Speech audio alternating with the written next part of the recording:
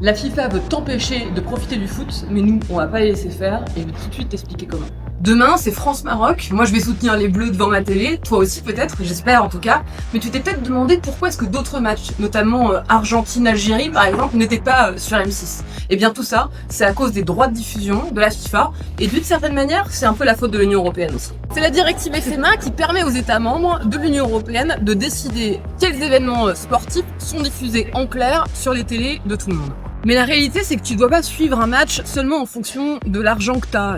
Est-ce que tu peux t'abonner à Being Sport et regarder Argentine-Algérie, ou est-ce que non, t'as pas les moyens et donc tu dois essayer de trouver des moyens chelous pour regarder le match. Moi, ce que je veux, c'est que la France fasse évoluer le décret de 2004 qui applique la directive SMA et inclut l'ensemble des matchs de la Coupe du Monde dans les matchs qui doivent être diffusés en clair. Ça, c'est possible parce que ça a déjà été fait en 2024 pour élargir notamment la liste des événements majeurs à beaucoup de matchs, notamment de football féminin. Mais l'accès de tous au foot, c'est aussi l'accès au stade. Et moi, j'ai envie de dire mon soutien aux supporters qui se mobilisent pour des prix accessibles aux matchs de foot. C'est pas normal de voir aux États-Unis des matchs qui ont coûté jusqu'à 10 000 $, 5 fois plus cher déjà que la Coupe du Monde de 2022.